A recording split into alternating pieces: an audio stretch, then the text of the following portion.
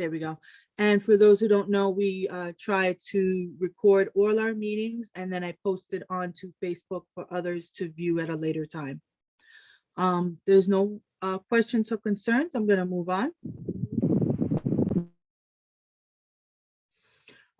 Quick introductions of just the team themselves. We have the executive board, myself, Miss Leah Scott. My son is in the 11th grade. The rest of the PTA. Mr. Jones on? No. Yes, good evening. My name is Mr. George Jones. I'm a co-chair PTA president, and my son is in the 10th grade. Good evening, Mr. Brown. I'm the PTA vice president. My son's a senior at Lincoln.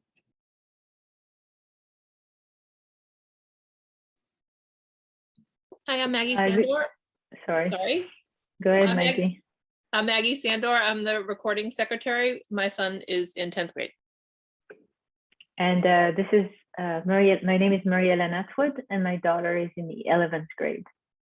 I'm the co-treasurer with Mr. Sandor. Sandor, I'm the co-treasurer. I'm Heather Hawley, and I'm the corresponding secretary, and my daughter is a freshman. Thank you very much. From the PTA board team, we also have the same people on the SLT team, which is myself, Mr. Jones, Miss Brown, and Miss Attwood. We also have Miss Alston and Miss Jones. If either one of you are on and would like to quickly introduce yourselves. Hi, good evening. My name is Leticia Jones, and I'm on the SLT. My son is in the 10th grade.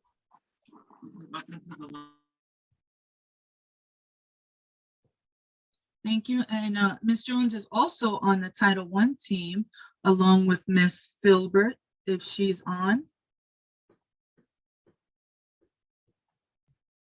Okay, they'll be discussing more details of the Title I in a few slides. Thank you.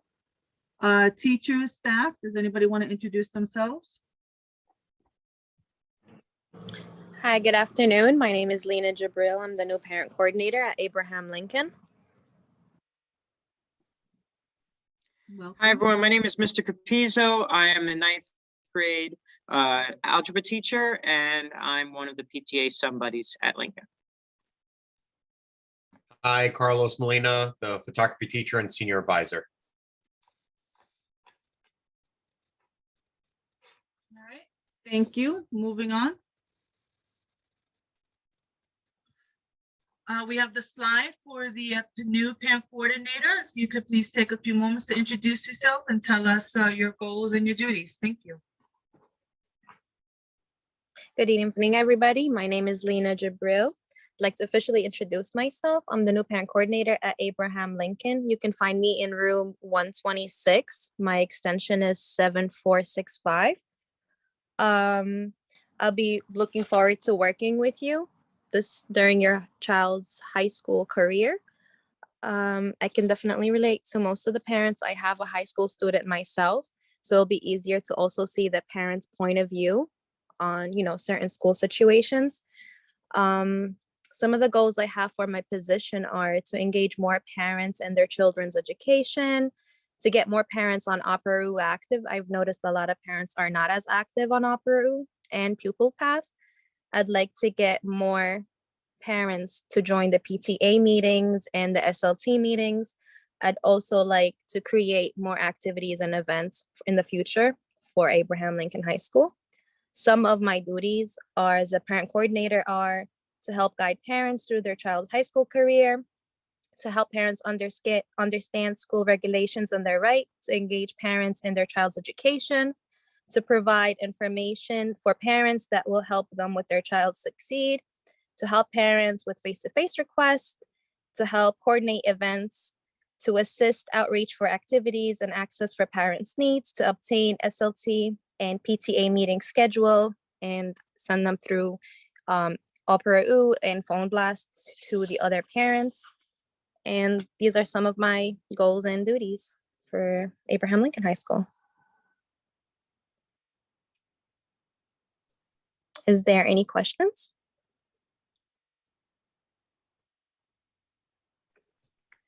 No question, really just a warm welcome. So happy to have a parent coordinator again, and I've really appreciated the communication the past few weeks with all of the blasts and the Oprah messages.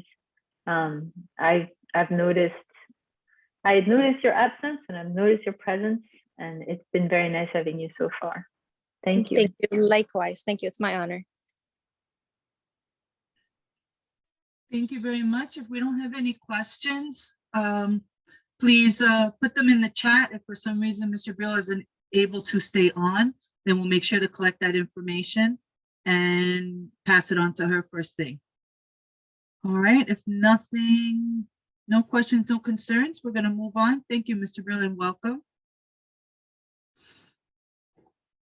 All right, we're gonna do the approval of the minutes. I am just going to run through the key points from our December meetings. We had 2 different sessions in December. The meeting minutes are posted on the school's website. If you want the full text, they are posted up there, and you know, please feel free to go there for if you want the full text on any of our PTA minutes. The PTA meeting of December 16th, we had Miss Leena Spear, who presented on the NYU Langone school-based clinic that is at ALHS, and went through the different services that they offer, as well as how you can register your child for that. Principal Hugenboom addressed the PTA on 3 main topics: the COVID rates, the overall safety, and then he discussed the upsetting racial pamphlets incident that had happened in December. He also, that message is still actually in the newsletter. He had recorded a video if anybody's interested in that. We had the treasurer's report and discussed the ending of our chocolate fundraising sale, as well as, you know, discussed Cheddar Up donations. And the secretary's report, Ms. Holly was presenting the bylaw committee and the call for volunteers to be involved in that new committee. The fundraising committee, as I said, discussed the chocolate sale as well as the ongoing vaccine bonus program, and talked about our fundraising goals for the year. The attendance committee talked about the attendance extravaganza event, which has since changed forms somewhat. We had a Title I questionnaire, and the PTA members were asked to fill out the parent engagement questionnaire about workshop topics. We had the teacher's corner, Mr. Capizzo discussed general school events, including the FAFSA filing dinner night, the proposed regents schedule, calendar discussion on the marking periods that were ending in mid-January, and a discussion about possible tutoring options. And we went to our old business, which was an update on the systems communication registration drive, where we cooperated with the school to get parents registered, and had a basket drawing. And then the second session, there were just a few additional questions on fundraising and how they can get information, as well as some questions for Ms. Spear about the NYU clinic and the vaccination boosters and information about the student vaccination status. Again, these minutes should be posted on the school website. If you want more information, you can check them out there. Thank you.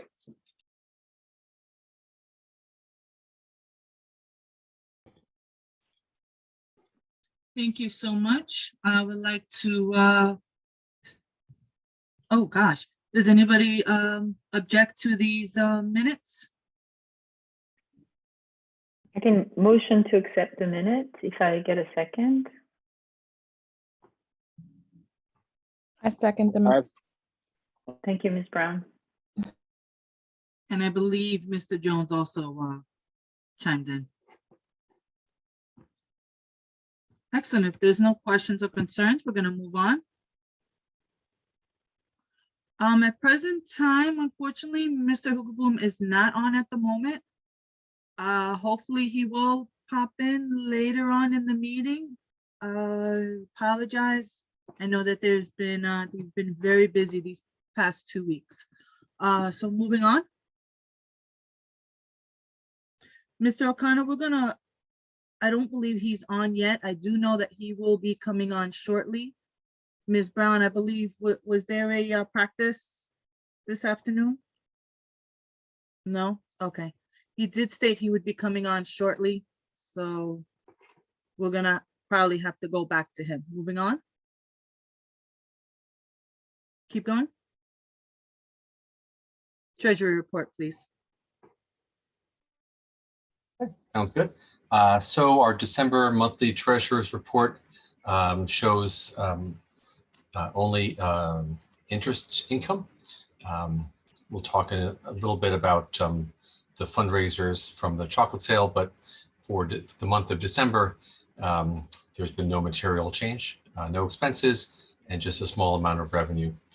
We started our balance at $1,090.99 and ended with a balance of $1,091.40. So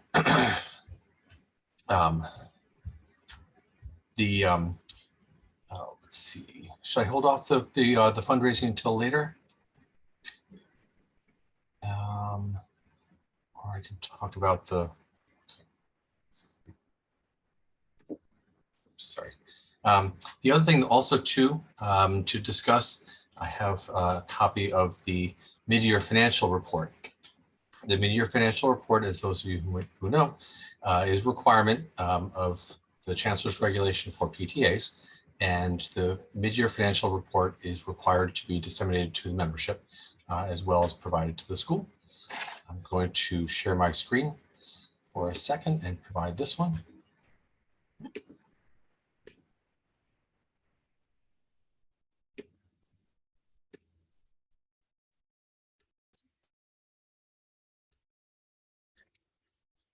So our interim financial report shows that as of July 1st of 2021, we had a beginning balance of $1,006.84.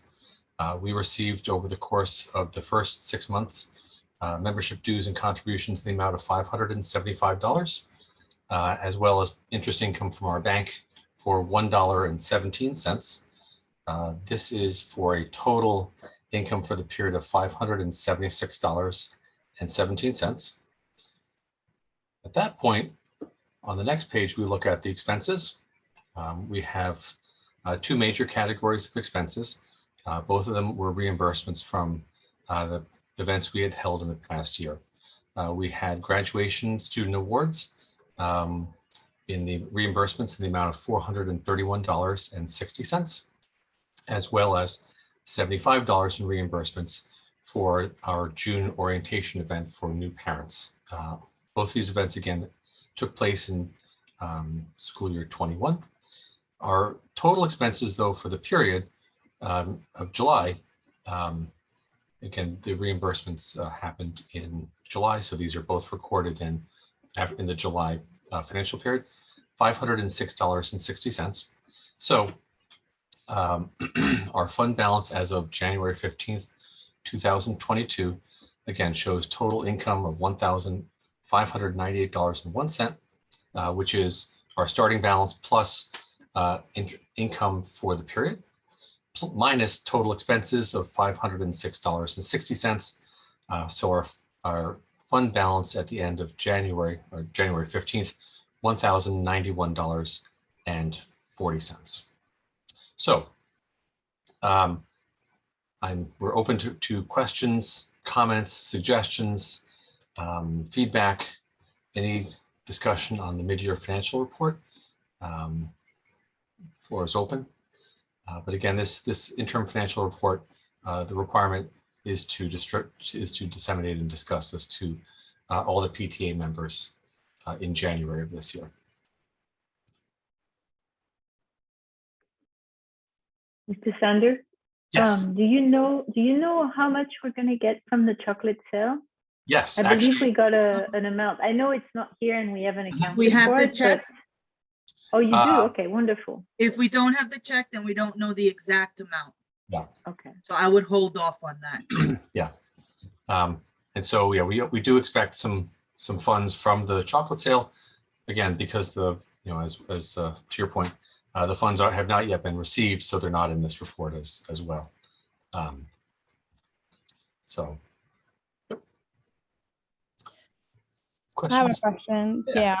So when we make a when a donation is, when a donation is made to the school for the PTA, how long before it's like processed, or would it show up on the next so if you made a donation, just say December Christmas, right? Mhm. Would it show up on a December report, or would it show up on a next January report? Right. So good question. So we have our Cheddar Up bank, our donation vehicle. With Cheddar Up, the funds have to be withdrawn from Cheddar Up to the school bank account. And usually what happens at that point is we do a monthly fund withdrawal at the end of December to Cheddar Up. And for this month, that transfer looks like it happened in January, or the funds got transferred in January. So any funds that were received the last week or so of December were transferred into our account as of January 1st. Thank you. Makes sense. Okay. Yep, definitely. Questions? I see someone's hand up raised. But I think you're on mute though. Sorry.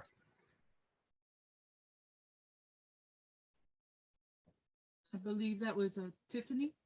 Mhm. Yes, Tiffany. I'm here. Do you hear me? Yes. Oh, thank you. Yeah, great. Hi, I'm sorry. My name is Tiffany and I have a son in the 9th grade. I just have a two-part question. So are there any goals that are set from year to year, from whatever was done last year to try and compare to this year? And I got a meeting for my son. I'm sorry. The second question is, when it comes to dues, is there a certain amount monthly that is expected from parents? So comparison of fundraising from this year to last year is a little difficult because last year, of course, peak of COVID, students were mostly remote. And last year, we were to a large extent rebuilding the PTA organization. This year, though, with again students returning back to the school building, we do have a number of different activities that we are looking to work with the school administration. We'll talk a little bit later in the meeting about attendance extravaganza, attendance events as well. But we do really want to make sure that our events are working in parallel with the school. Again, we do have a number of things that we're looking to do this year, similar to last year, recognition of student achievement and other events like that. But we also do want to look to expanding our activities for student activities, for student events, and also for, like I said, the attendance events as well. In the past also too, we'll talk about this in a little bit when we get to fundraising. We also are looking, we also supported some charitable work with Food Bank. And so, like I said, all the funds that we have that we're spending for the PTA go to the school community, or the efforts of the school community as well. So, but that having been said, we're always interested in new ideas and new initiatives. My son is also in the 10th grade. And now that students are all back this year, yeah, we're definitely looking to either fund new events or activities and participate in new things as well. So definitely open to those. As to the question about dues and dues contributions, again, as we're virtual, it's a little bit more difficult to pass the hat around, as my understanding is as in past years. That having been said, again, we've set up the Cheddar Up system, which we'll talk about again in a few minutes or so. We're grateful for any and all contributions that parents may have, whether it be a few dollars at a meeting, or in one lump sum, or in different amounts. I'd be lying to you if I said I would say no to any contributions. But we're grateful for all the contributions parents and staff can provide. And to that effect, Ms. Sandor just dropped in the chat the link to our online donation. Yes. So in the past, I mean, my child is an 11th grader, so I remember the first year when we still had PTA meetings in person.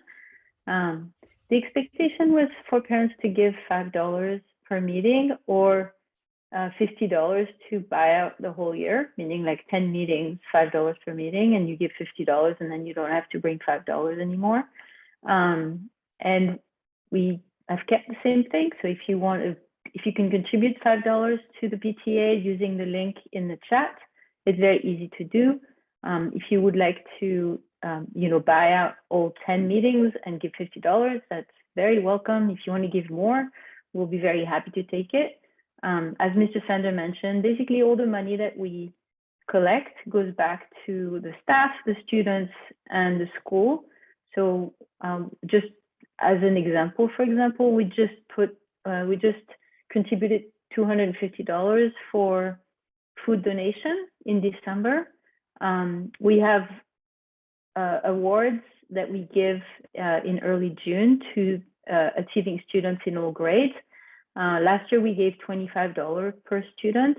If we collected more, we'd love to give a bigger award, but it really all depends on how much money we can collect. So, and yes, we're very much welcoming any help on the fundraising or any idea. And so if you would like to, if you have ideas on how to collect money in this kind of online world, we definitely could use the help.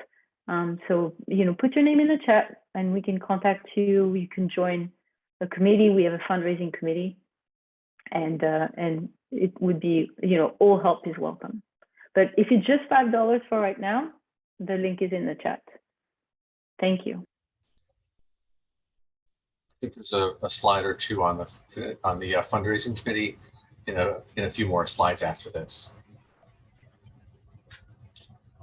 And please note, if you do decide to get onto the fundraising committee, it doesn't mean that you're obligated to attend every single meeting that they have. It's more of you're on the committee and, hey, I have a bunch of ideas, and you just send them the ideas and you talk it through via email. If that's the only time that you have, that's fine. Or the new version of what we're doing now, I think, is Slack. But it's just to go and have a bigger voice more often than just once a month meeting with us. And he'll be discussing the fundraising committee shortly. All right, if there's no additional questions or concerns, we're going to move on. All right. Secretary's report, my favorite part, the bylaw committee. Yep, so we're still looking for a few volunteers to help update the bylaws. It's not a full update, it's just a couple sections, so I don't anticipate it taking, I would think 10 hours would be plenty in the next 2 months. So we basically just have to update. It's mostly the banking information to allow for online banking and ATM cards and things like that, and then allowing Zoom meetings and stuff. So it's really only about 5 or 6 sections of the actual bylaws. So I'm thinking it would be easily knocked out in, maybe 1 online meeting, maybe 2. We just have to read through it beforehand. And I'm hoping to present the updates in March at the March meeting so we can hold elections in April. So anyway, if you could just email me if you're interested in helping at the Abraham Lincoln HSPTA@gmail.com. I'll contact you. I'd appreciate it because we really need some people. And that's When is your first meeting? Hmm? Have you scheduled a meeting yet? I haven't scheduled it yet because I only have 2 volunteers. So I was hoping at this meeting to get a few more and then, schedule it in the next week or so. I'm just trying to do one last push here. Excellent. And I can say the committee that worked on this heavily last year did a phenomenal job. So as she said, just just pop in a name. Yes, when somebody gets a chance, can you please put the email in the chat for them? And just let her know it's more of just reading over what we currently have and compare it to what the new bylaws should annotate. They even sent a nice template that incorporates most of the changes. So it's really just putting them side by side and agreeing on some language. Yeah, Come I on, couldn't believe how easy you made it. Thank you. Parents, come on, we'd like for you to join. We're serving virtual cookies. And coffee. And coffee. You can't go wrong with that. Exactly. Hi, this is Samantha. Awesome, we got someone. Thank you. I'll put you on my list. Miss Tiffany liked the virtual cookies. See, you guys, I told you virtual cookies. Thank you so much. Come on, can we get one more parent? It's really fun. We talk, we get to learn each other, and then you get to learn more about what's going on with the chat. Miss Tiffany can support that as well. She put in the chat. And I will volunteer myself. And Miss Samantha Filbert will be popping in as well. And I can also volunteer myself if you need someone else. I was on the first committee to redo the bylaws. It feels like just yesterday. So hopefully it's, it doesn't take too long. It just like really updates for the new reality of online existence. I've already gone through them, and it's really only a couple of the, section 1G and section 2F and stuff like that. So it's not nearly the work that you guys did last year. Excellent. All right. Thank you for volunteering. I'll be in touch. When do you think you'll have a date? Like, will you send an email out over the weekend with the possible upcoming date or information so they know to keep an eye out? Yeah, I'll send an email out in the next couple days, at least, by Sunday. Okay. And we can go from there. I want to make sure people have enough time to kind of read through them so that when we meet, we can have a starting point. Perfect. And Mr. Jones also popped in as well. Yep, Thank you. Thank you very much. Awesome. I know you were getting nervous there for a minute, Miss Wiley, from last month. So. I really was. I was feeling bad for the three of us who were If you build it, people shall come. So thank you so much, everyone. Thank you. All right, we're going to move on then. The fundraising committee. Beautiful. Mr. Sandor, go at it. Yep. So fundraising committee report. Again, we, as many of you know, the New York City vaccine program is ongoing still, and organizations like ours have registered for to refer vaccine people to receive a vaccine, and there is still a bonus program in place. At this point, we've run multiple events to try to encourage people to get vaccinated. Unfortunately, the incentive is only for the first dose of the vaccine, and so people who are looking for the second or the booster are not eligible for the $100. However, this program is going to end fairly soon. It is now the middle of January. The deadline has been pushed back a few times.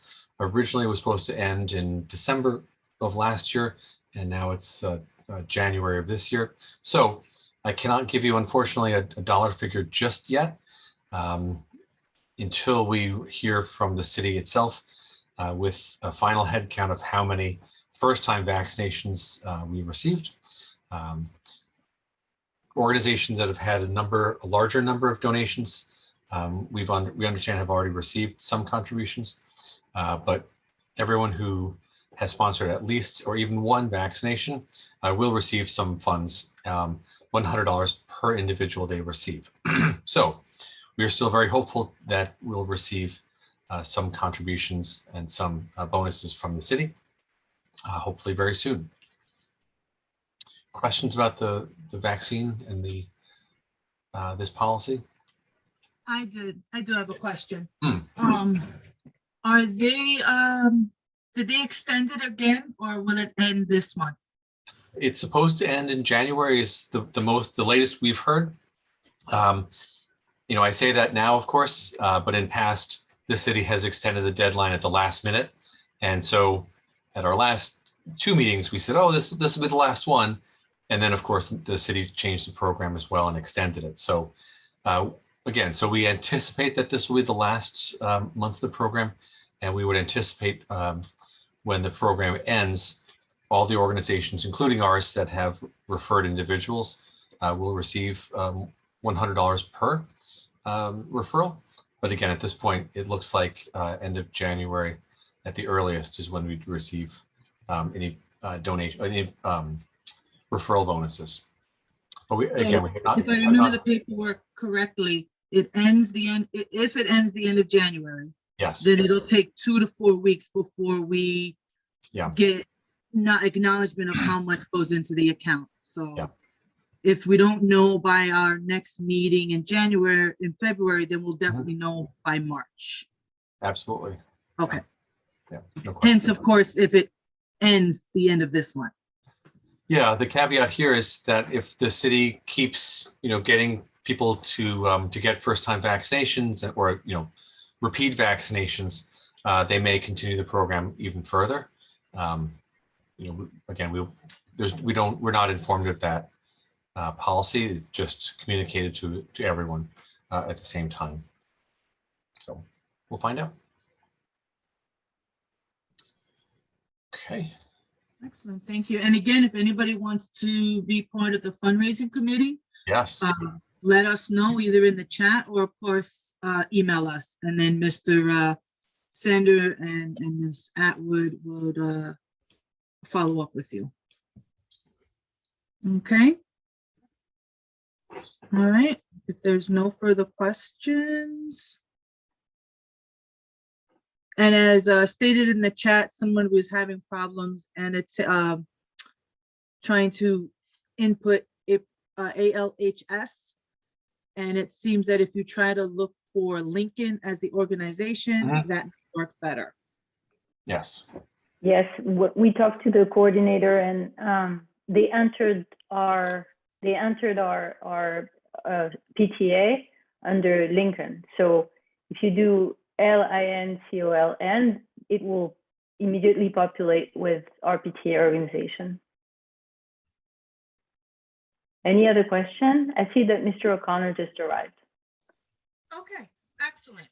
Can you please go back? I'm so sorry, Mr. Sandor. Quite all right. To Mr. O'Connor's slides. You bet. Thank you so much. I wasn't viewing that part of the chat. All right, Mr. O'Connor. Hi, good evening. Please introduce yourself. Thank you so much for popping in. I know you're very busy. No, thank you. Good evening, everybody. My name is Shawn O'Connor. I'm Assistant Principal of Safety and Security, as well as Physical Education. I'm glad to be here tonight to just update you on the COVID protocols that are ever changing and just try to keep you up to date with what we have at the moment. So I gave a slide, which after tonight, Ms. Scott, you can put it on the website and we're going to post it on the website. This is kind of like a flow chart with scenarios that tells you what your steps are and what you if you fall into these categories. So I'm just going to discuss the COVID protocol, the changes and what to do, along with the take-home tests and the random tests that are going on as we speak at Lincoln. So first of all, I put your attention to, first of all, what to do if your child has COVID-like symptoms at school. If they do exhibit COVID-like symptoms, we will provide them with a take-home test. We provide them with 2 take-home tests for each child. They can pick that up in room 102 in my office.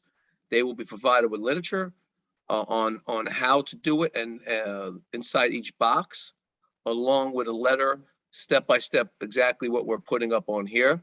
And we will also contact a parent or a guardian to let them know that we're sending home the student with a take-home test.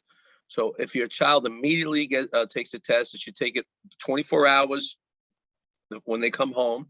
And if it is negative, then they still don't return to school with symptoms because they can't pass the screening. But then they would take it a second day in 24 hours. And if it's two negatives, then they should return to school. If the COVID test does show positive, then they should contact me.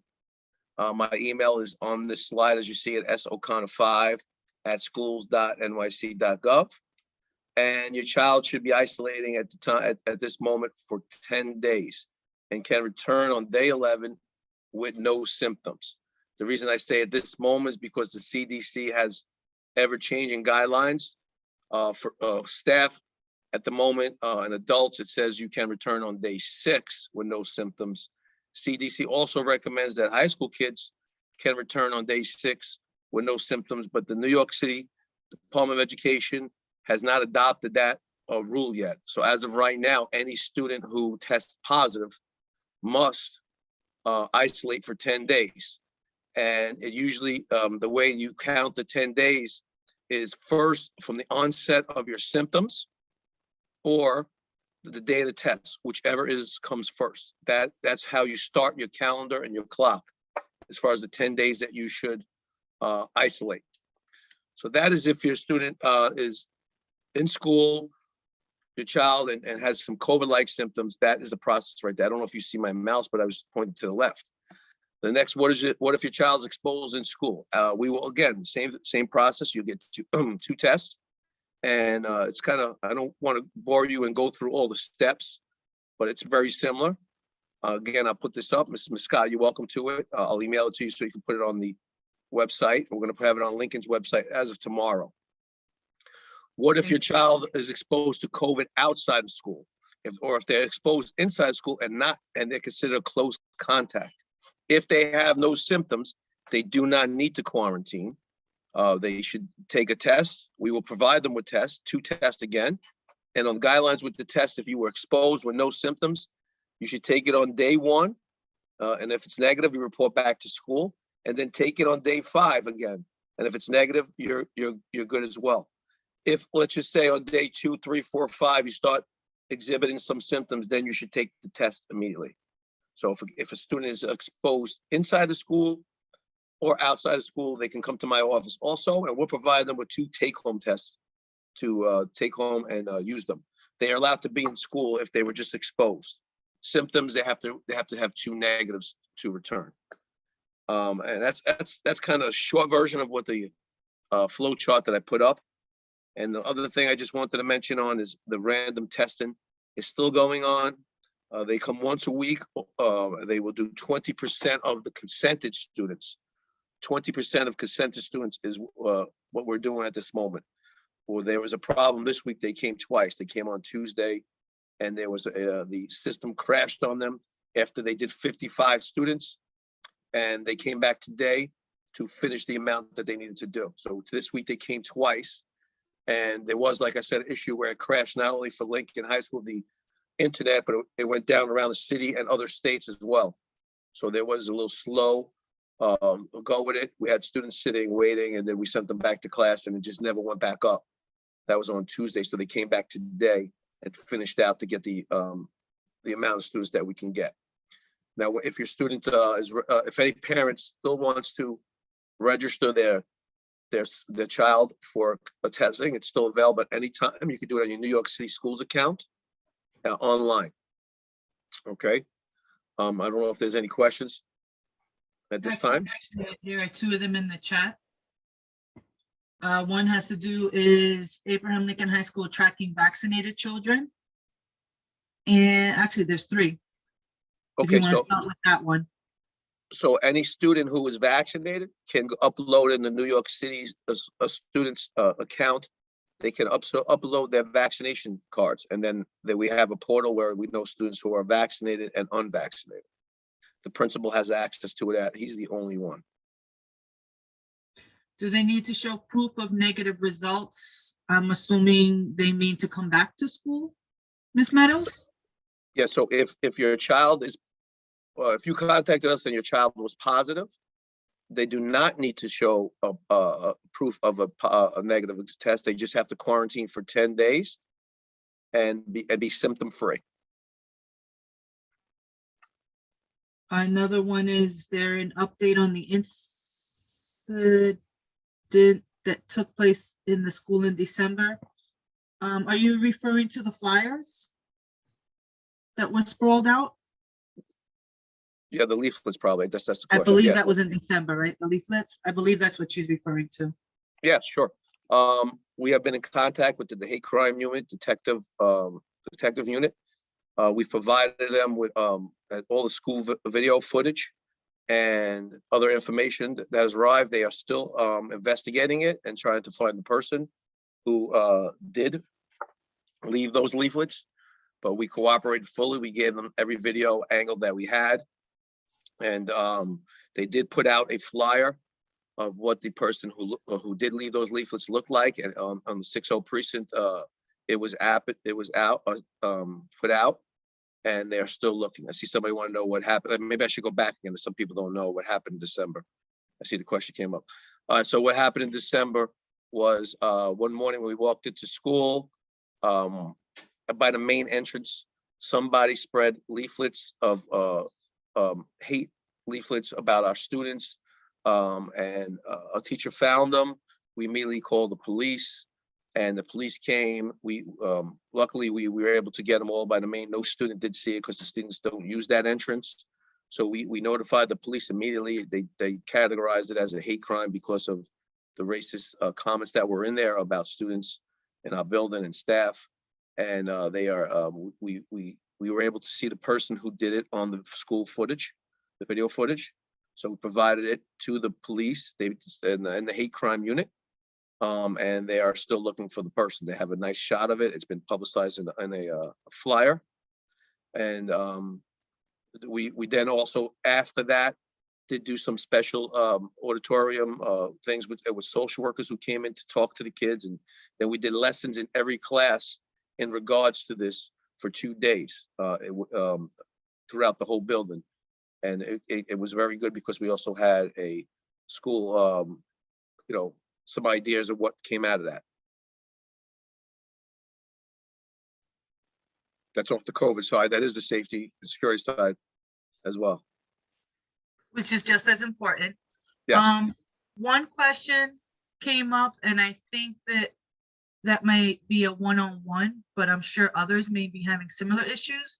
They tried to sign them up for the COVID-19 testing. I guess they referring to consent, and there was issues. Who would they speak to try to have someone walk them through that? We also have hard copies. So we have hard copies that's scanning when any students walk in, or they can come see me in 102 and I can send home your child with a hard copy. They can fill it out and bring it back to school as well. If you would rather do it online, I could take a look in tomorrow. I'm not 100% sure, besides the New York City schools account, that's all I'm aware of how you sign up on the consent form.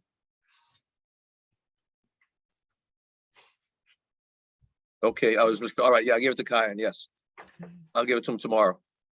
He has one already. If he plays, he probably has one on file, because if you play a high risk sport, you had to submit one, but you could resubmit one again, Ms. Philbin, if you like.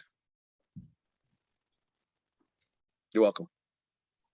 Yeah, I had a similar problem. I was told that I had to resubmit approval, but it won't let me resubmit approval. It says it was already done. So you try to resubmit, it says it's done, so that means he should be on the list then. Well, that's for my son, William. So Okay. I'm not sure if she's having the same issue, but that could be why. Yeah, so we have, at the moment, it's the numbers have raised, which is good. I'm glad to see more parents want their child to be tested. It was 500 last week. We're now closer to 550. We went up a little bit. We're like 595 as amount of consented students. And prior to the new breakout, they were only taking 10% of consented students who are unvaccinated. Now they're taking 20% of vaccinated and unvaccinated students. It's a random test, random selection. They come in, they tell us who they want. There's another question about attendance. Has that improved since Christmas break? Yeah, we had our best 2 days today and yesterday. A lot of students are returning back to school. the numbers as far as the cases have dropped within the last 2 days. So things are looking better. I saw on my way over here, I saw an alert on my phone that New York City has dropped 42% today in COVID cases. That's the city itself. So I think things are, hopefully we've passed the worst end of this variant. Why can't they mandate all students to do COVID testing at school? That is a new, above my level. That comes from the mayor and the Department of Education. At this moment, they're not mandating students and staff to consent to it. Right now, it's those that want to consent.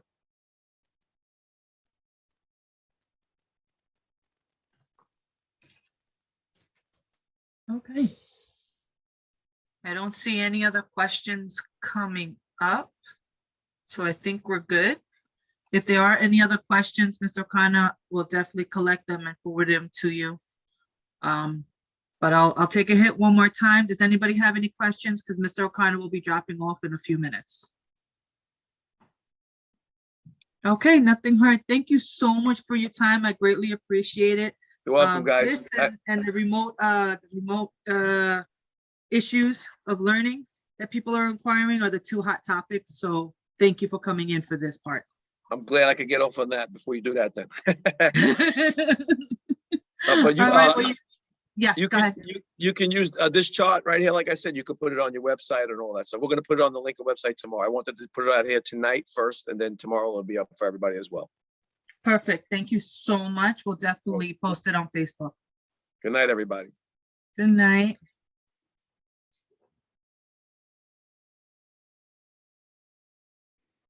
Ms. Scott, I just want to say I did drop it in the chat, that document. Yes, I saw that. Thank you.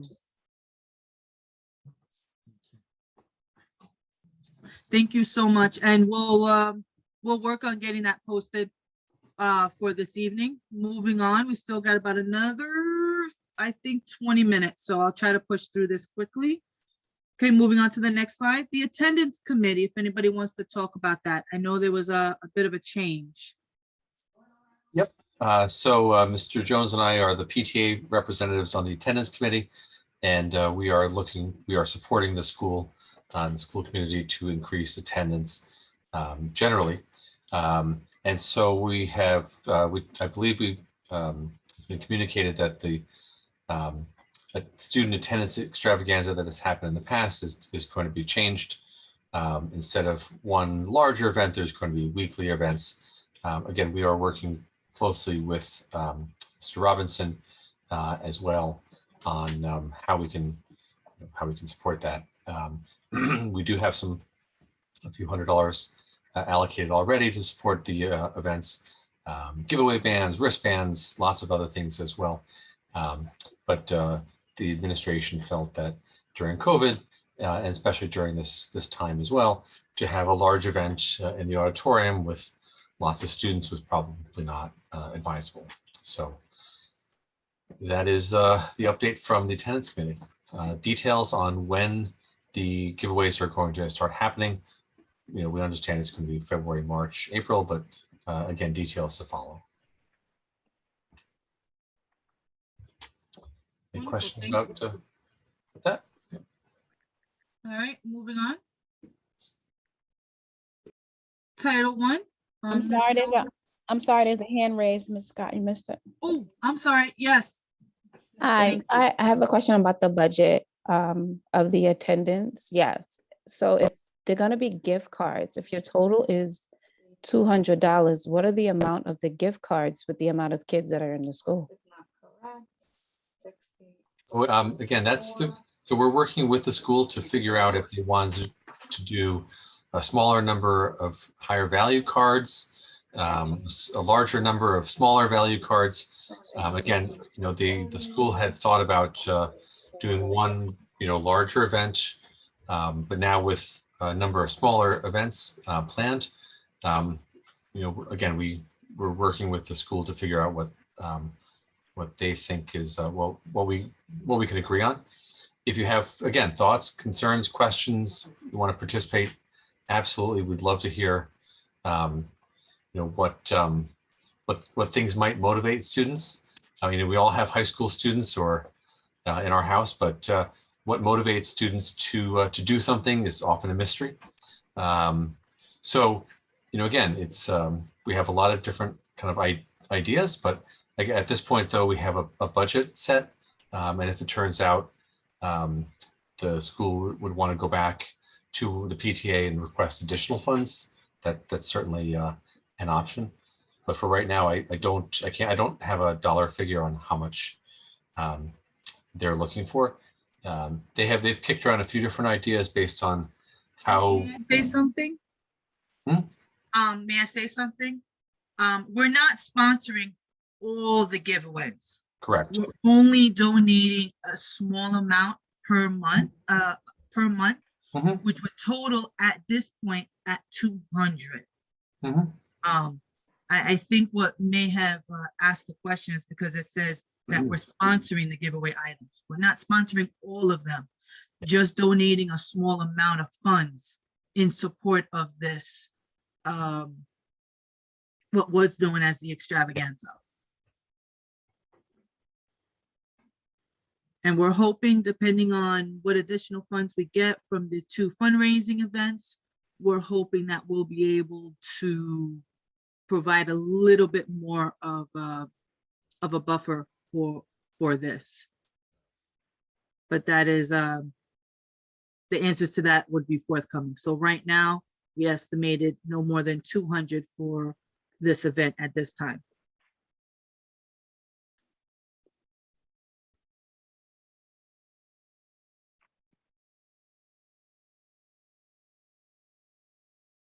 Okay, if there's no other questions, moving on. Title I. Ms. Filbert or Ms. Jones, if you could speak. Hello. On this, thank you. Hi, this is Ms. Jones. And first, I would like to thank everyone for taking the time out to fill out the Title I Parent Engagement Survey. And the results came back, and parents are interested in doing a trivia night. So on January 27th, from 7 p.m. to 8 p.m., we'll be hosting our first trivia night. So please, I hope for all the parents to join Ms. Jebril, Ms. Filbert, and I for a night full of fun. There will be an email sent out detailing more information to come. And if Ms. Jebril would like to chime in, she can at the time. Hi, everybody. Thank you, Ms. Jones. So Ms. Jones and I have created all the questions for the trivia night. And yes, it's very general. There's a little bit of everything to get everybody involved and everybody, active in it. So we had a good time making it, and we really hope you guys enjoy it. And you guys will be giving out virtual cookies and coffee and tea? Most definitely, yes. Perfect. That will hopefully intrigue more people to attend if we're giving out virtual cookies and virtual tea and coffee. What time was it again? I missed that part. 7 o'clock, 7 to 8.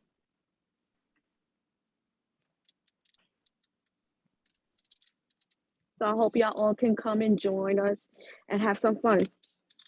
And when will an email be sent out on that? To register, sorry.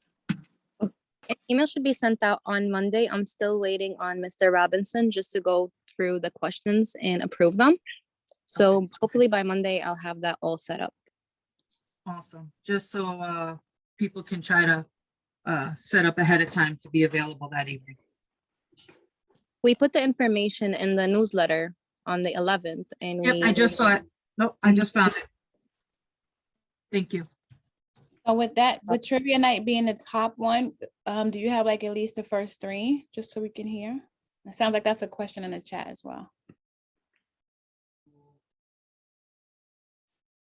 I'm sorry, what was your question again? Were there other workshops approved, or was this the only one? The top 3, at least.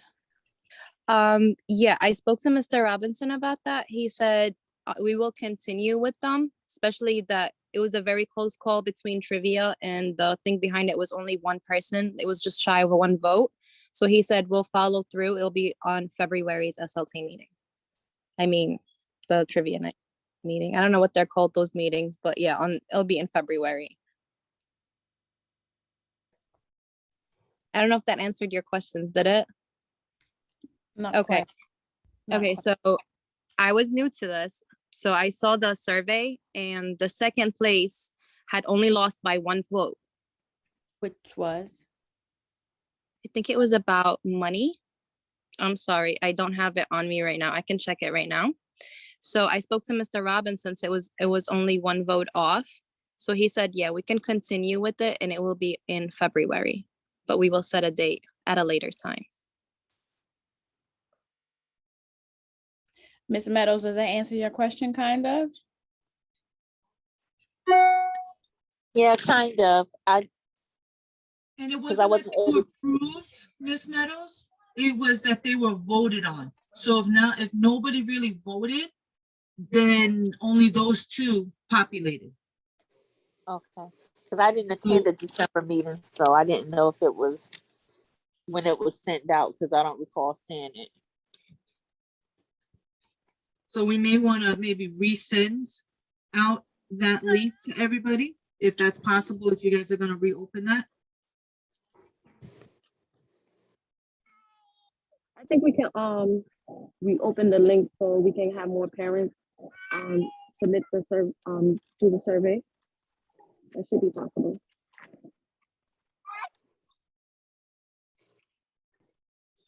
Thank you. Just give them a couple of days to discuss it, and hopefully by end of next week, they'll let us know whether or not that survey has been reopened. Okay. Okay. Thank you. No, thank you. All right, if there's no further questions on this for Title I or about trivia night next week, I'm gonna move on.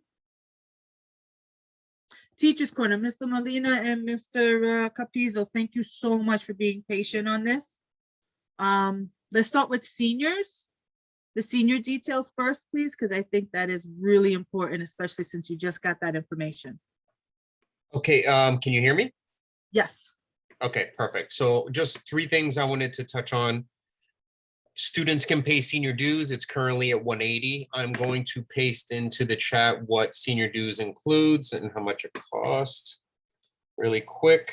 All of this information, I'm just cutting and pasting it from our website. The other thing I wanted to mention, and I know this has been an issue in the past, students completely miss their opportunity to get photographed for their senior portrait, and then the parents get their yearbook and like, oh, my son or daughter is not in it, then it becomes a big issue. So I've provided a couple opportunities for students to get photographed at the school. Those have come and gone. The only way that a student can get photographed for the yearbook at this point is to actually go to the studio. It's in Queens. Some people find it a little more convenient because they keep their hair appointment, nail appointment, makeup appointment, then they just go to the studio and get photographed there.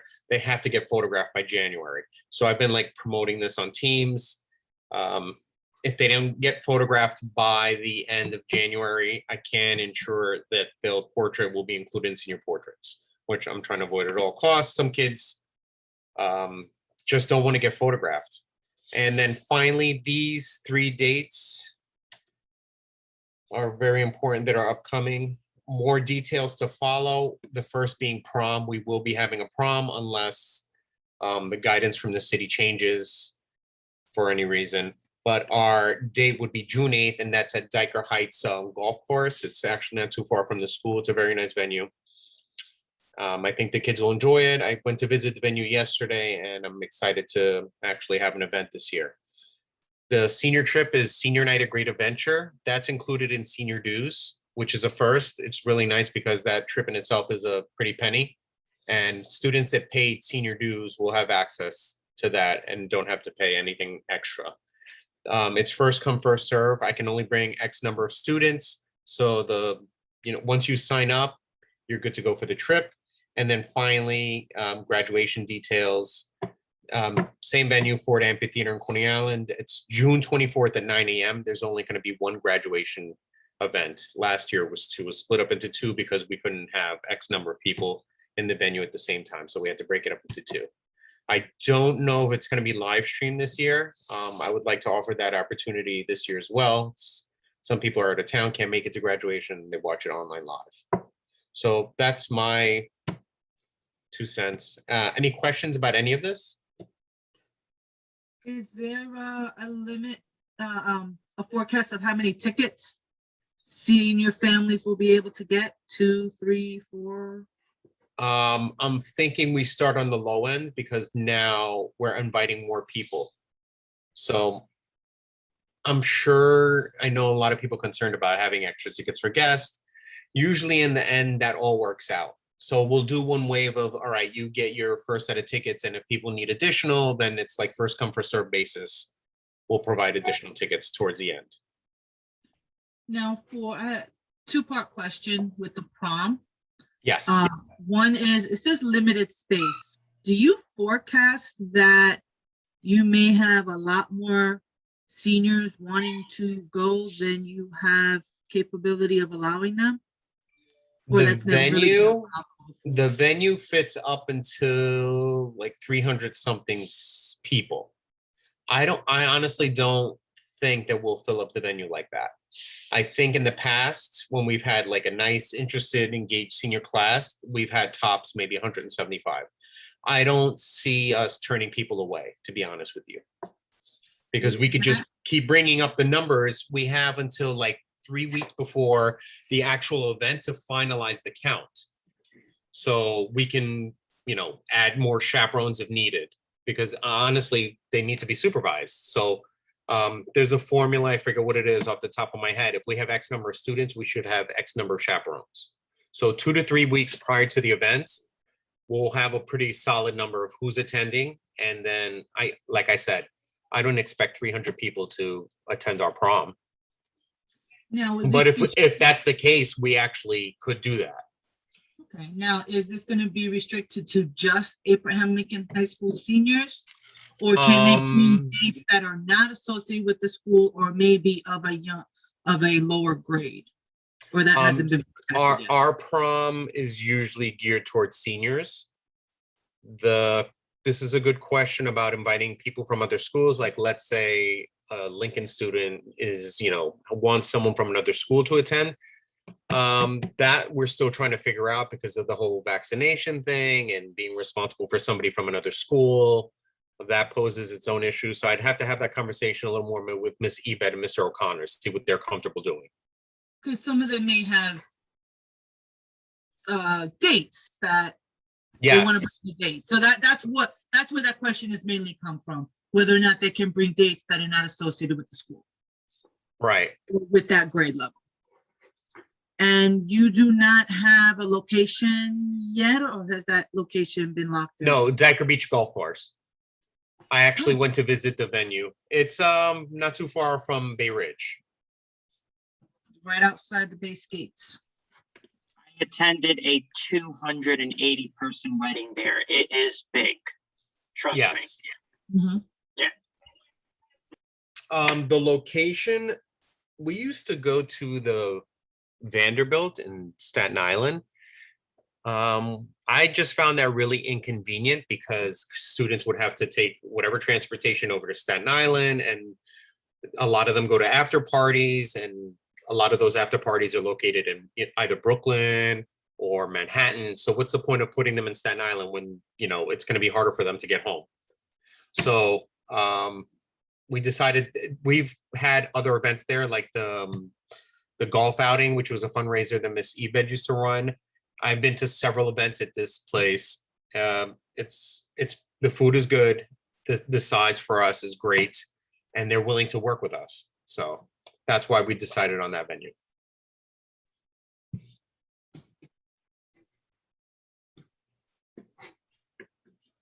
All right. Did I address that question? Someone asked who picked these locations for each.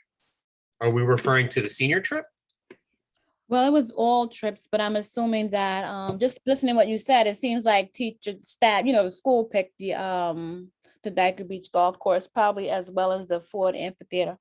And I'm just saying what I'm just basically asking Mr. Molina, like what input did the students have, if any, but if not, I mean, it's fine because you guys, frequent the location, you would know if it's safe or not and so forth. Just inquiring. Okay. Yeah, we have a pretty good relationship with the Diker Beach Golf Course. It's a really nice venue. I think the kids will like it. I know it's a little off-putting because you hear golf course, but it's a catering hall. It's very, very nice. And then obviously graduation 2022. We used to do it at Brooklyn College, but then they decided to renovate their entire auditorium. So we had to relocate our graduation due to that. And then we just kept doing it at Ford Amphitheater because it just worked out for us. It's very convenient because it's right there in Coney Island, right next to the school. If you ever had to run to the school and get something, then it's right there. Great, thank you.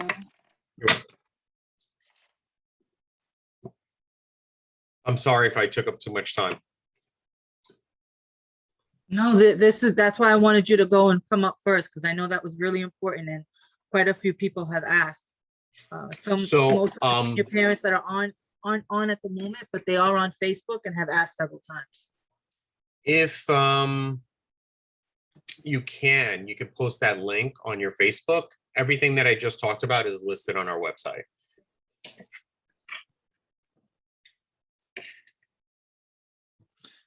And also Instagram, correct? Yes, I just posted all of this stuff recently on Instagram, and I'll continue to do so.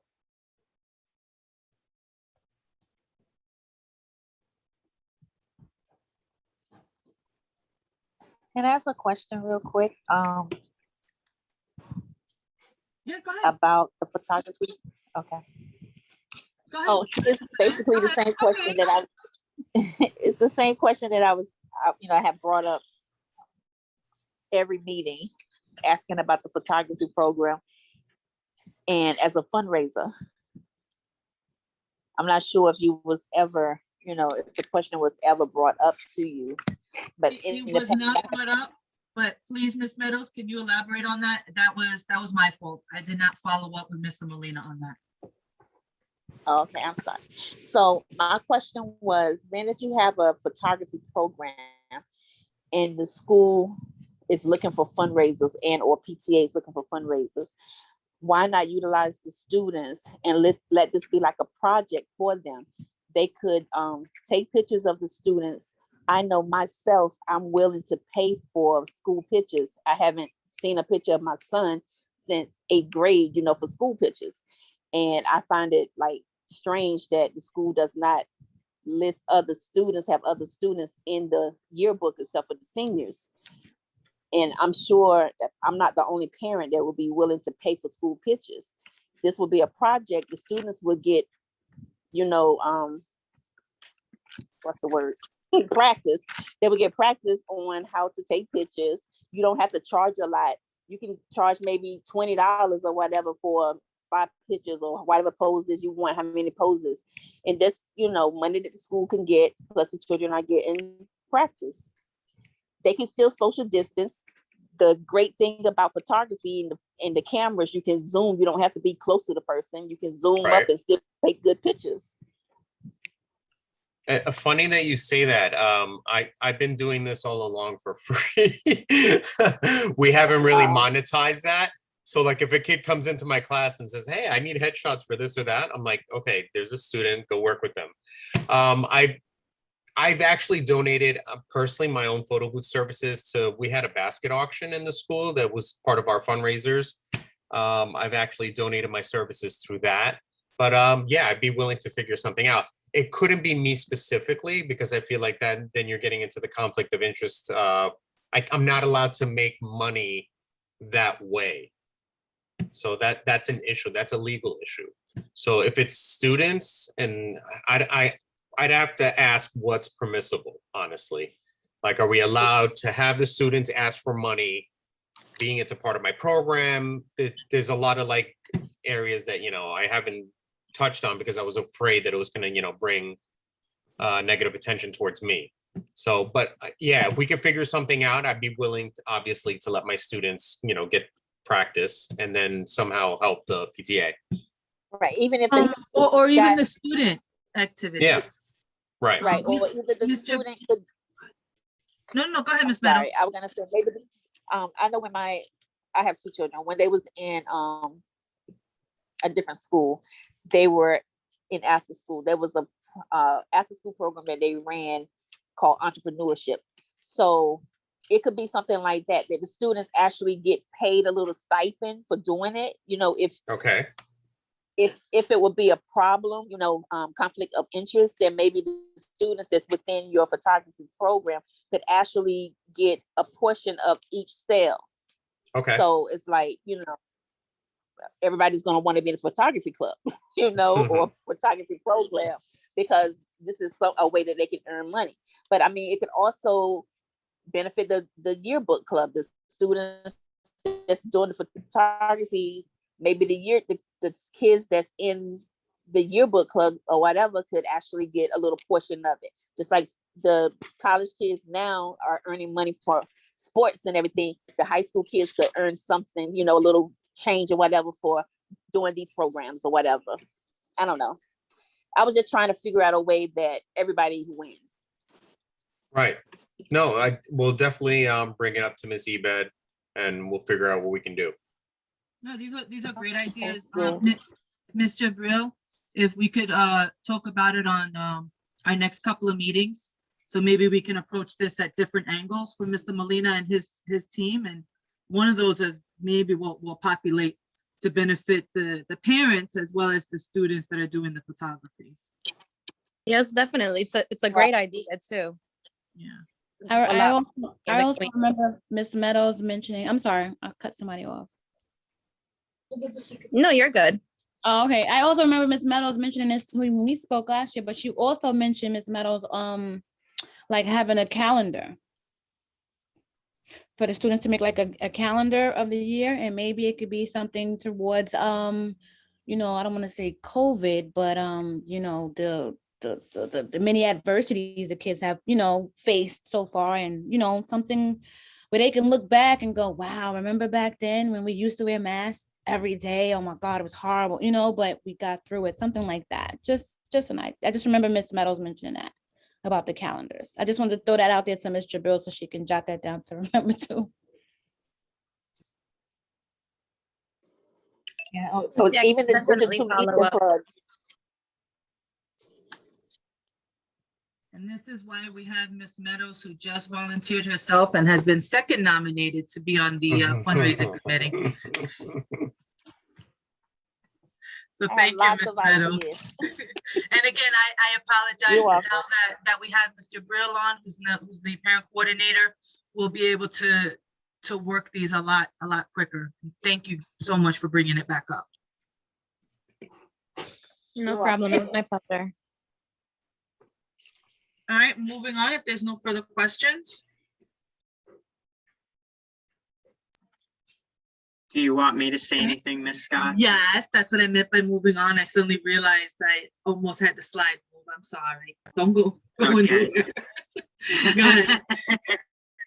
All right. Hi, everyone. I'm here to give you the 411 on what's been going on the past month, and hopefully answering some burning questions that PTA had shared. I'm sharing with you guys some things that Mr. Robinson has shared with me, so then I can hopefully assist you guys with some, up-to-date stuff happening right now, what's going to be coming up in the next couple of weeks. So first thing I want to address with you guys is about Pupil Path. We had Pupil Path had I guess like a glitch in their system. We don't know how it happened, but the entire Pupil Path system got shut down. They had to redo their entire program to bring it back to speed. It was down for at least 2 weeks.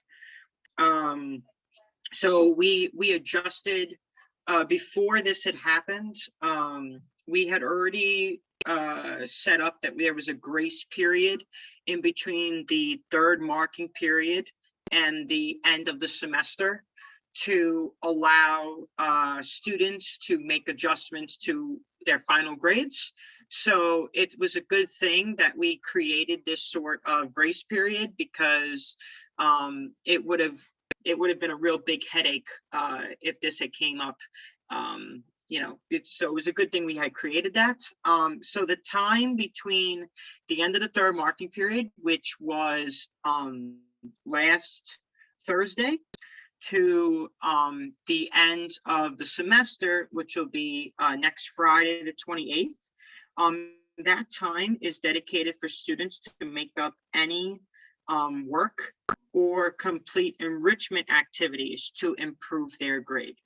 You will be able to see their third marking period grade on the New York Schools account on Monday, after, I believe it is 3 p.m. or 9 a.m. After 3 p.m. on Monday, you will be able to see their semester grade, which is it will be known as marking period 4. The marking period 4 grade is the grade that goes on the transcript. How Lincoln usually does it is we take the average of the 3 marking periods, and that is the grade, the final grade.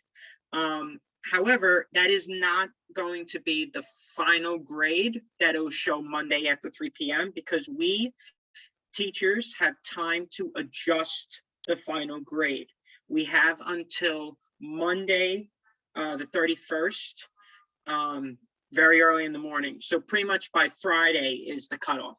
So we have that much time to do our enrichments, to do our activities, to increase any final grades for students.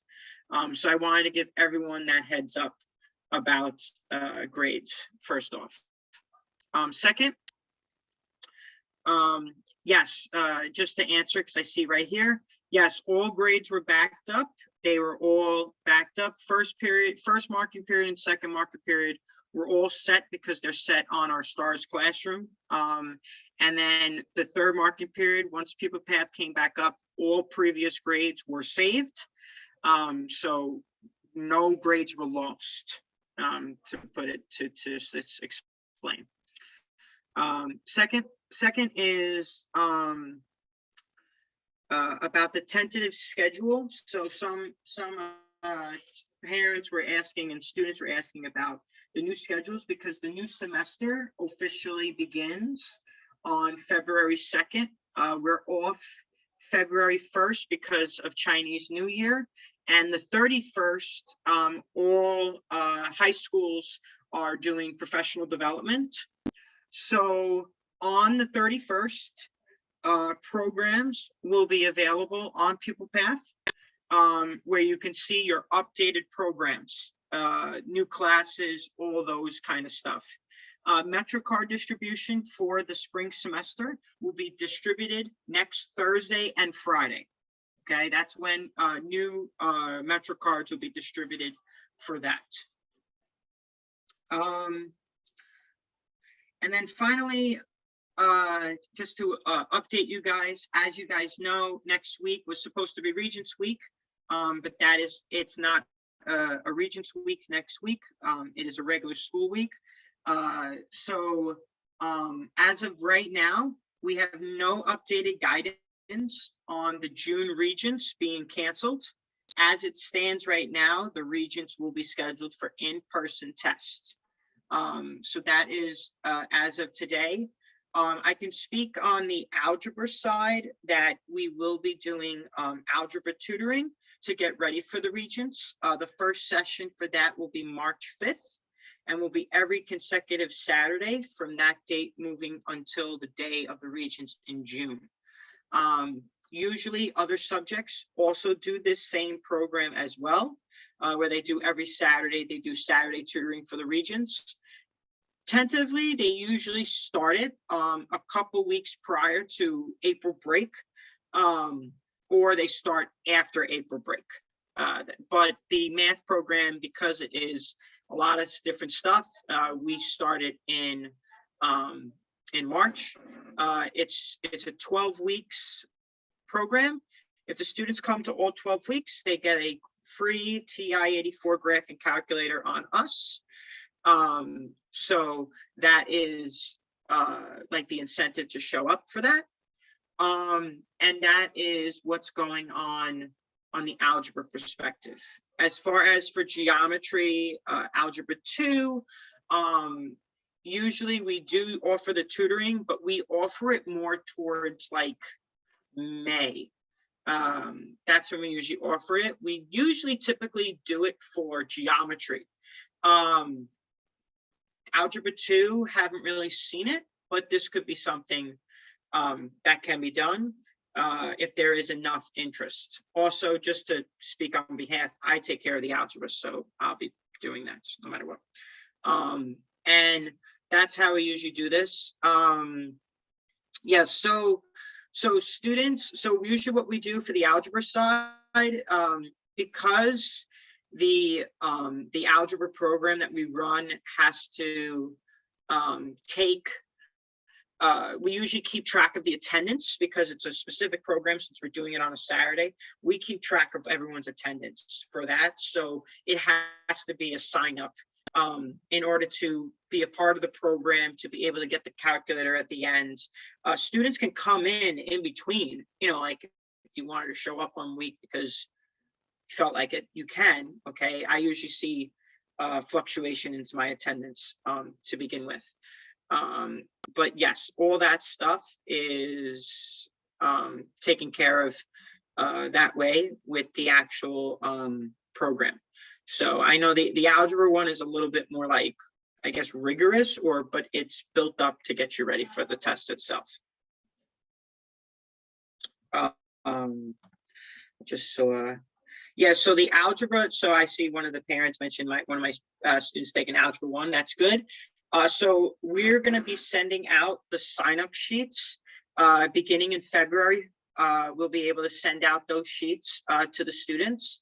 And I'll make sure to talk to our new parent outreach, okay, our new PTA person, to get some phone blasts out for people to let the parents, the 9th grade parents, know about it, to sign up for it. Coordinator? Yeah, parent coordinator, yeah. Okay. We're gonna make sure we get that going because usually who joins my program are my kids, and I'm always like, tell your friends, but I need more outreach because I'm trying to get as many, I can take up to, I believe, 40 seats, like a class. So I can take a literal class size. So the more the merrier is what I can do. And then, was there anything I might have missed, Miss Scott? Either from our conversation or anything else? Parents be notified of the students. I understand that it'll go out to the students. Will any emails be going out, like on a blast, like the weekly email? Will there be an annotation in there about these tutoring sessions?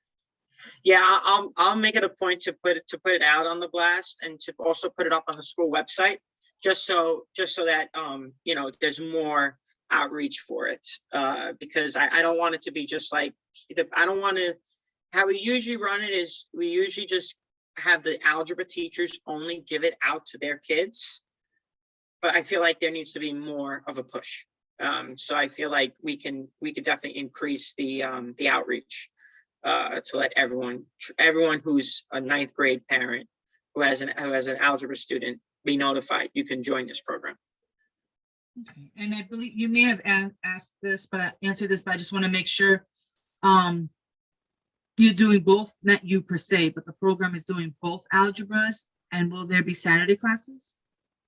So okay, so the algebra right now is just for algebra 1.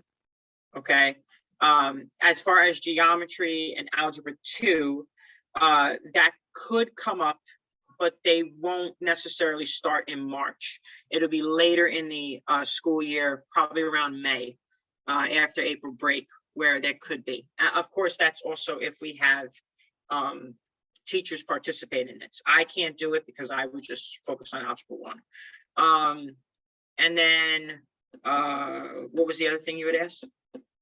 Saturday, will there be any Saturday classes? But I'll assume for now, at least just for you, will there be Saturday classes? Yeah, so it is a Saturday program. So it's from 9 a.m. to 12.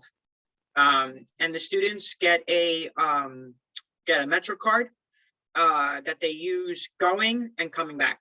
So it's like a one-way ticket to go home and then come back. And they get their first Metro card the first day. So that's another like little thing. Like it's a gift for them for showing up. Sometimes I do incentives for coming as well. Okay. I don't see any other questions, but by all means, if you see anything in the chat, just respond. If for some reason you decide to drop off, because I know it's kind of late and I apologize, we'll collect that information and forward it on to you and Mr. Brill. Okay. She's not the new PTA person. She's the new parent coordinator. I know. Listen, it's been a while since we've had a parent coordinator. So it feels really nice to actually say we have somebody. So it feels really nice. Yes. And she had quite a welcoming when she came into the school. So it's been interesting. Hopefully it's calmed down for you, Ms. Jebril, and you've been able to really enjoy the school. Thank you. Yeah, I have, but the symptoms are still there. The cough is still very much there. So I'm still hanging in there.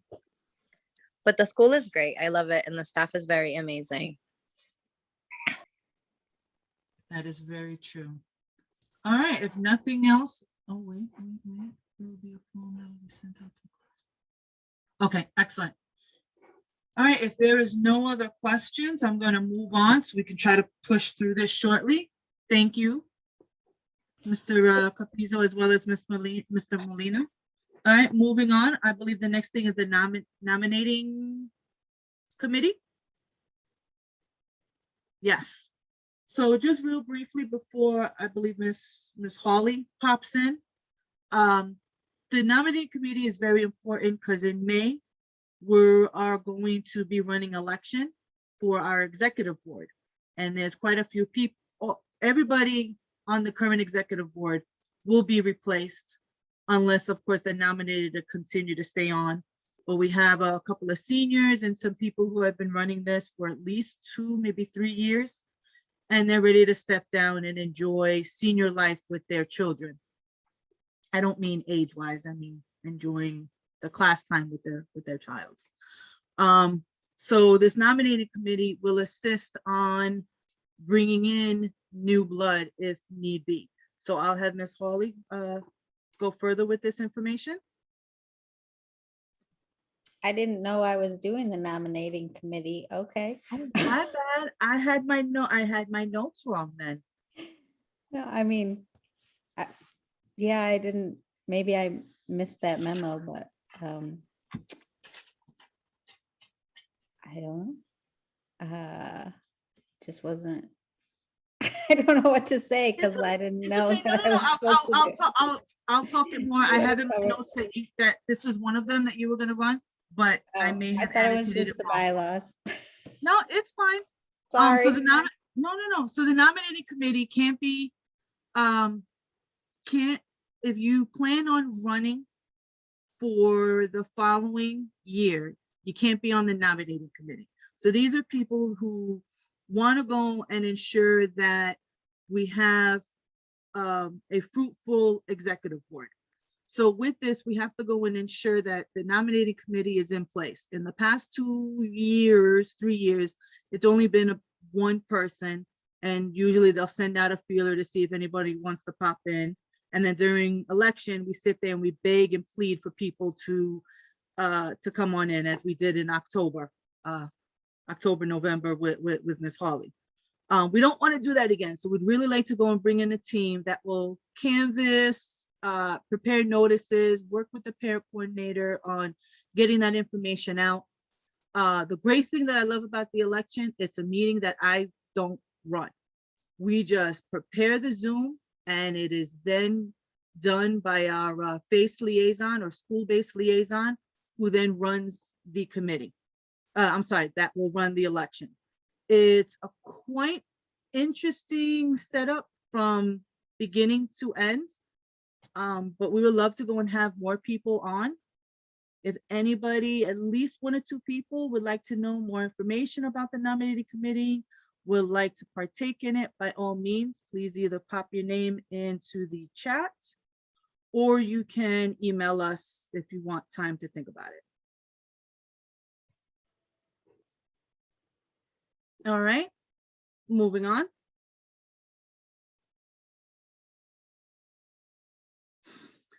Here's are some sites that were discussed during the evening, as well as some additional sites for COVID related. Take a screenshot. This is also posted not only on our Facebook account, but it's also posted throughout Abraham Lincoln website. Okay, moving on. I know this is kind of small. We try to go and post this on Facebook, and there may be an updated version in case there's any teachers that have left. Does anybody have a question?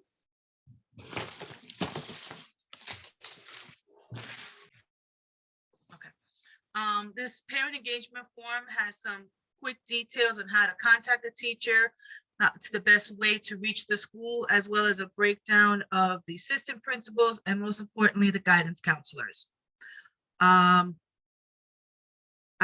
will look at that question in one moment, Ms. Meadows. This information is very important. I personally, when I have an issue or concern, whether it be with the teacher or with the grades or schoolwork, and I can't get hold of the teacher for whatever reason, the guidance counselor has been my saving grace.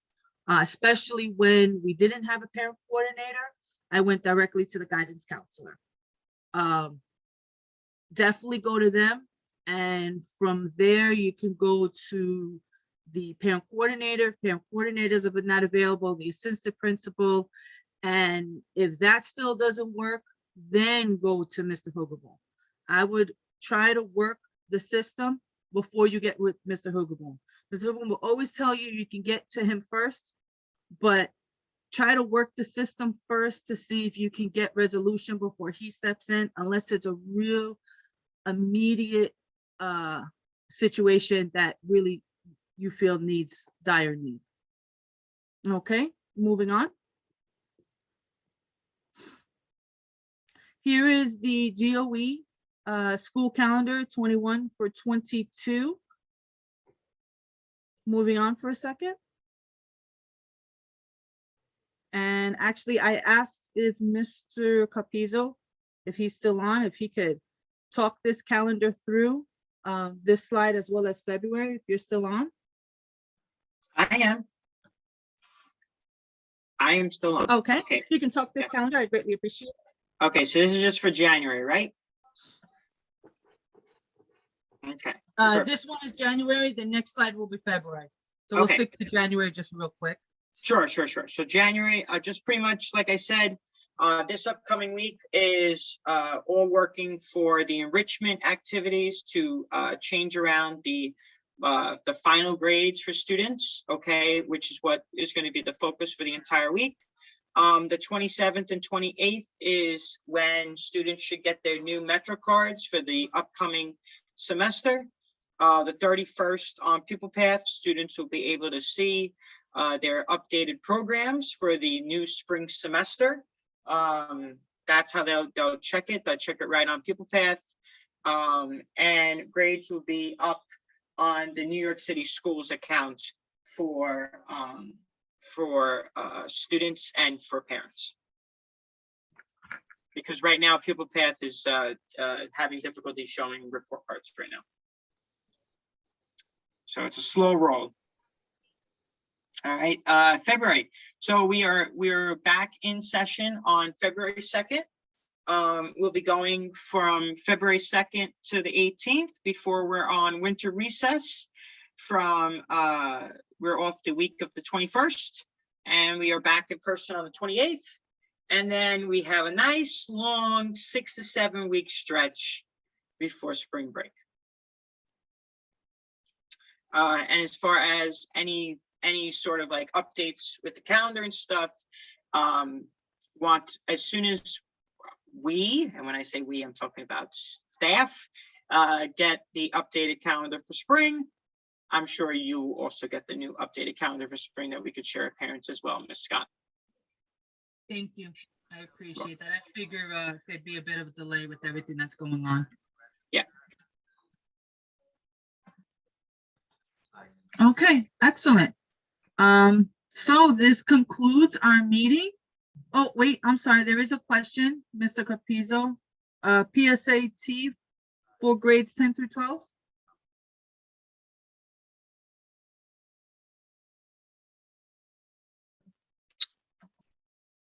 Great question.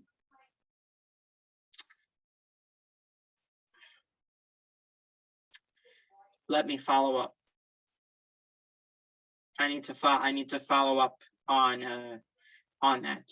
I know we do the SATs. I gotta check back on the date of the SATs. I can find out, soon on that. But PSATs, yeah, I gotta check everything. So let me double check. I know usually we do that in March or April. There's like a school-wide high school day. And usually when we do that day, like the SAT day, let me just first double check and see if it's on.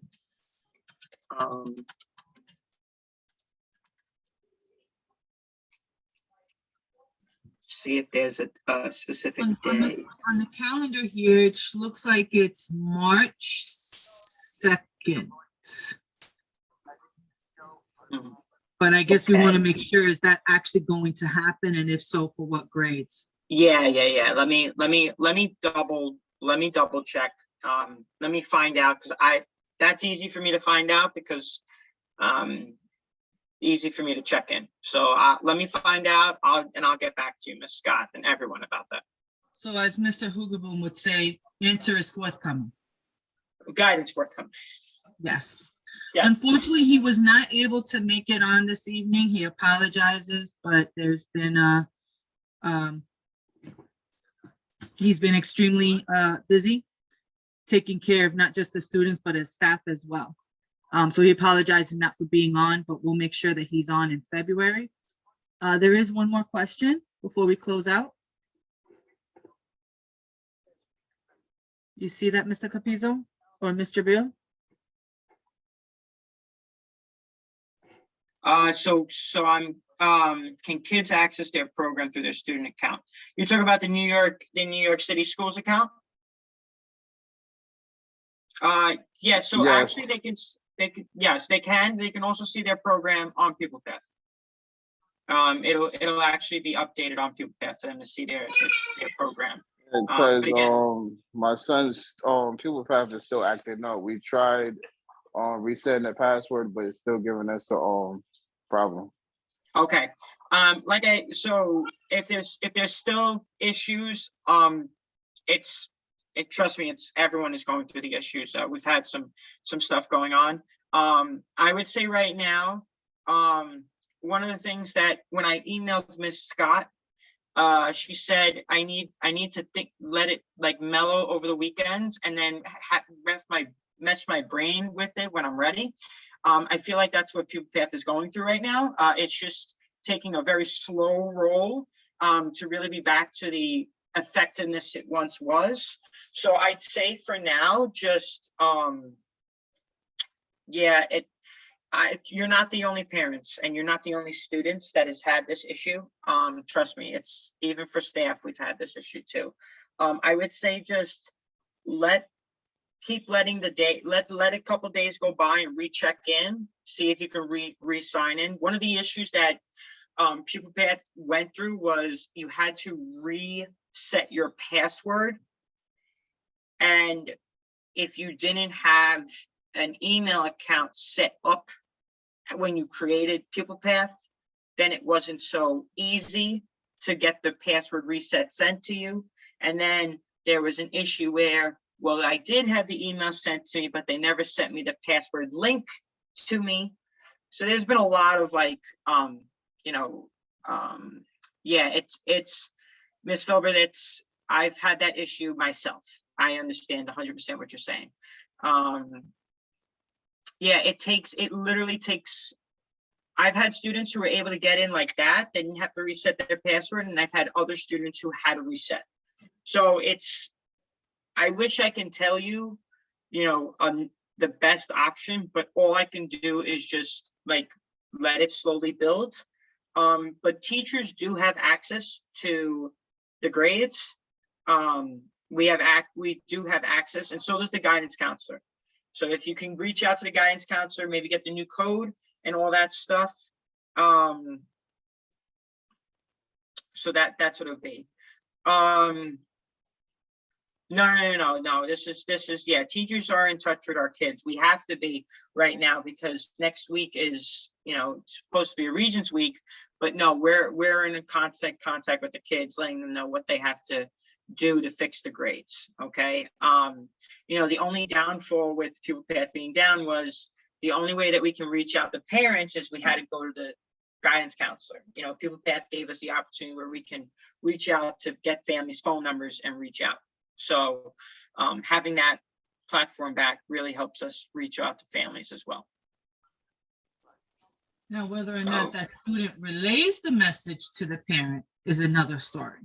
Of course.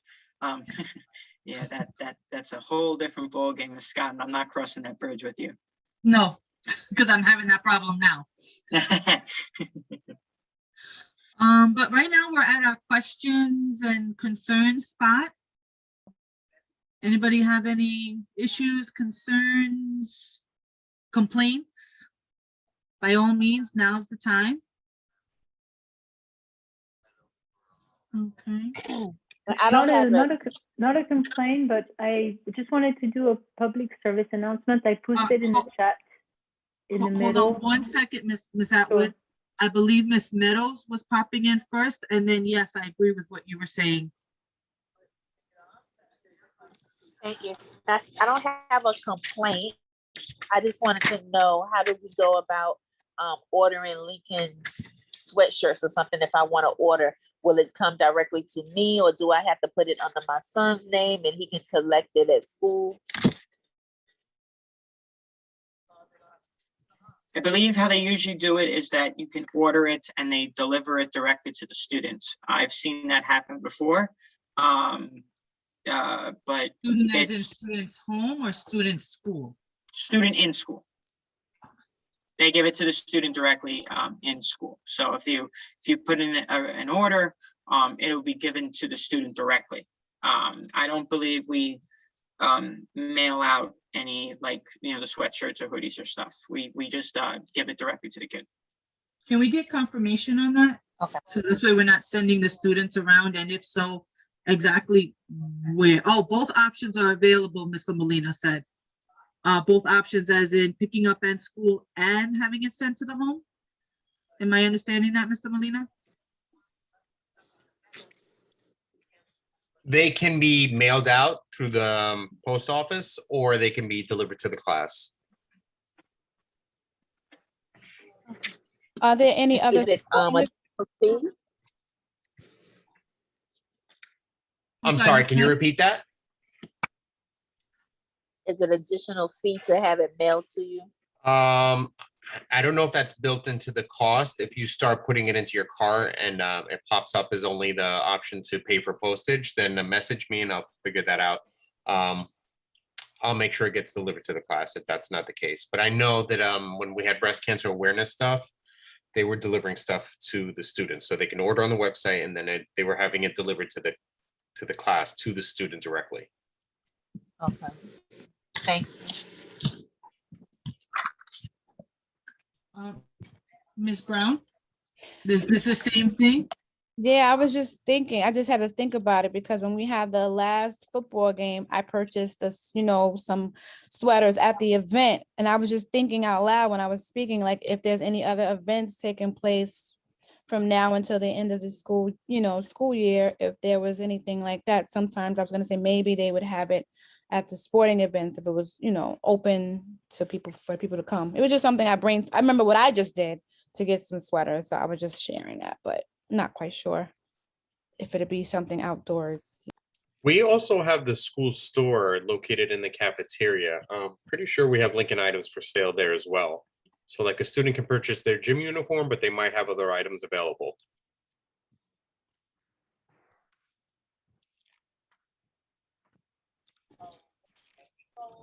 That's also a good fundraiser, like whenever they have games, you can have some of the Lincoln gear there and maybe someone would be willing to purchase. Yeah, with the games, when we had more spectators in attendance, they were definitely they had a concession stand. So we could definitely add other stuff to the mix. Okay.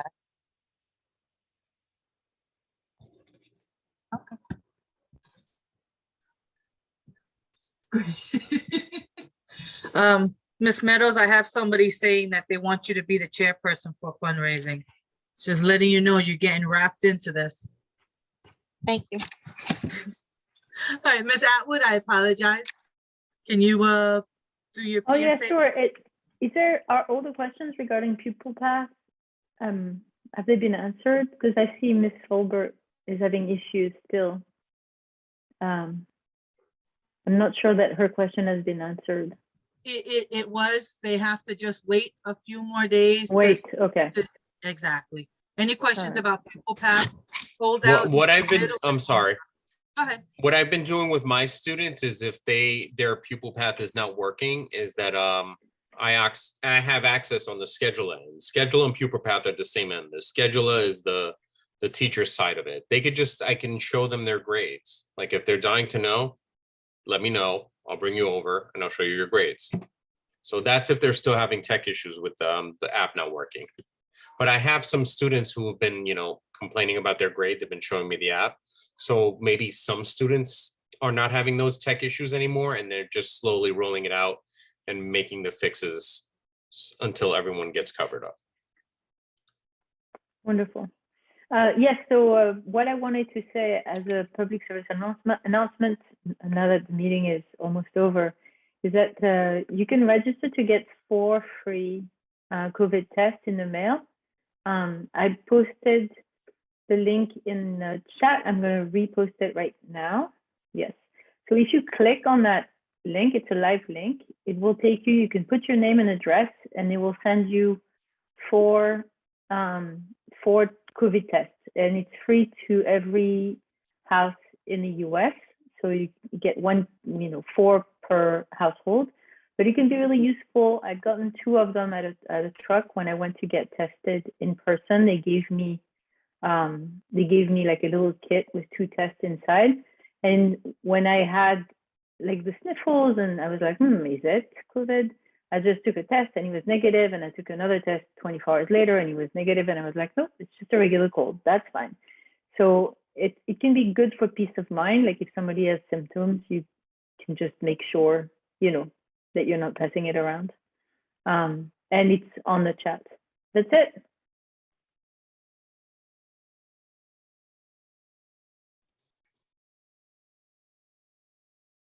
Awesome. All right. Thank you. Thank you. I don't see any other questions, so we're going to come to an end to the meeting. Before we end, I'm sorry, I just waited to the end. Just want to let there's no alibis. Go ahead, Ms. Brown, you're good. Just wanted to let everyone know that next month, for February, we'll start our giveaways again. I won't tell you what yet. I plan to be working, because we were speaking from last year with Miss Tiffany, and we will work with, try to figure out something. I have some ideas, but she seems like she's great with ideas too. So we'll be at it, and we'll just have because it's going to be the 17th. So it'll kind of be after Valentine's. So I'm not quite sure if that'll be the theme, but please stand by. We'll be having a giveaway. It's my birthday.